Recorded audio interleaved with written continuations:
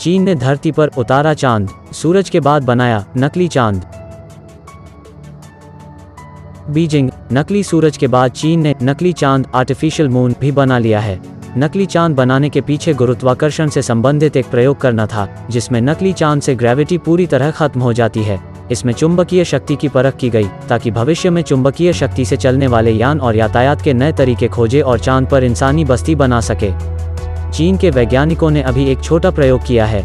इसके बाद इस साल के अंत तक एक ताकतवर चुंबकीय शक्ति वाला वैक्यूम चैम्बर बनाएगा, जिसका व्यास 2 फीट का होगा, ताकि इसमें से गुरुत्वाकर्षण पूरी तरह से खत्म करके मेंढक को हवा में उड़ाया जा सके। हालांकि मेंढक को ऐसे वैक्यूम चैम्बर में पहले भी लेविटेट कराया जा चुका है। China university of mining and technology के जियोटेक्निकल इंजीनियर ली रुइलिन ने कहा कि इस वैक्यूम चैम्बर को पत्थरों और धूल से भर दिया जाएगा, जैसे चांद की सतह पर होती है। चांद की ऐसी सतह पहली बार धरती पर बनाई जाएगी।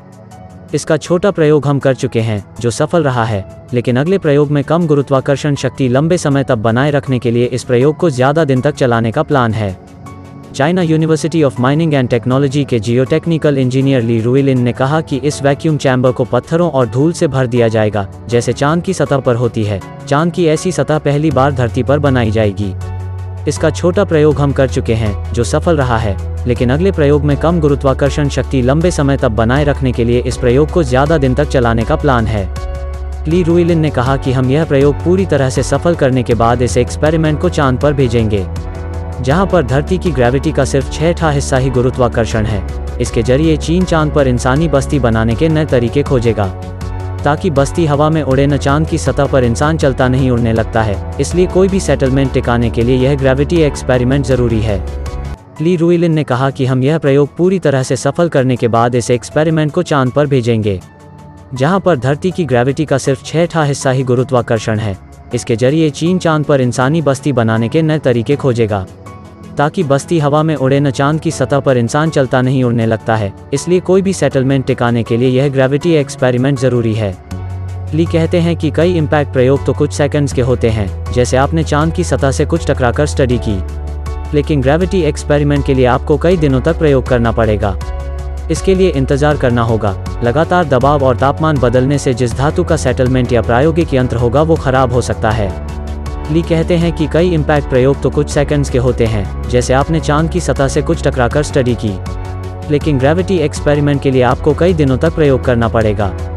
इसके लिए इंतजार करना होगा। लगातार दबाव और तापमान बदलने से जिस धातु का सेटलमेंट या प्रायोगिक यंत्र होगा वो खराब हो सकता है। इसलिए हमें ऐसे प्रयोग को लंबे समय तक चलाने के लिए धरती पर कई प्रयोग करने होंगे, उसके बाद इसे चांद पर भेजेंगे। शोधकर्ताओं के मुताबिक इस वैक्यूम चैम्बर का आइडिया उन्हें यूनिवर्सिटी ऑफ मैनचेस्टर के फिजिसिस्ट आंद्रे गीम के प्रोजेक्ट से आया था। आंद्रे गीम को साल 2000 में नोबेल पुरस्कार मिला था। यह पुरस्कार उन्हें ऐसा ही यंत्र बनाने के लिए मिला था, जिसमें उन्होंने ग्रेविटी कम करके मेंढक को हवा में उड़ाया था। आंद्रे गीम के लेविटेशन ट्रिक का ही उपयोग करके चीन के वैज्ञानिकों ने नकली चांद बनाया है। शोधकर्ताओं के मुताबिक इस वैक्यूम चैम्बर का आइडिया उन्हें यूनिवर्सिटी ऑफ मैनचेस्टर के फिजिसिस्ट आंद्रे गीम के प्रोजेक्ट से आया था। आंद्रे गीम को साल 2000 में नोबेल पुरस्कार मिला था। यह पुरस्कार उन्हें ऐसा ही यंत्र बनाने के लिए मिला था, जिसमें उन्होंने ग्रेविटी कम करके मेंढक को हवा में उड़ाया था। आंद्रे गीम के लेविटेशन ट्रिक का ही उपयोग करके चीन के वैज्ञानिकों ने नकली चांद बनाया है। इसे डायमैग्नेटिक लेविटेशन कहते हैं। होता यूं है कि एटम के केंद्र यानी न्यूक्लियाई के चारों तरफ छोटे छोटे इलेक्ट्रॉन चक्कर लगाते हैं, जो कर्ट पैदा करते हैं। ये घूमती हुई कर्ट छोटे स्तर पर चुंबकीय शक्ति विकसित करती है, लेकिन खास परिस्थितियों में इस चुंबकीय शक्ति को नियंत्रित या कम करके उस स्थान पर लेविटेशन पैदा की जा सकती है, यानी वस्तुएं हवा में उड़ने लगती हैं। लेकिन जैसे ही बाहर से कोई चुंबकीय शक्ति किसी एटम से टकराती है, तब वही एटम अपनी चुंबकीय शक्ति की दिशा बदलकर बाहरी मैग्नेटिक फील्ड से संघर्ष करता है।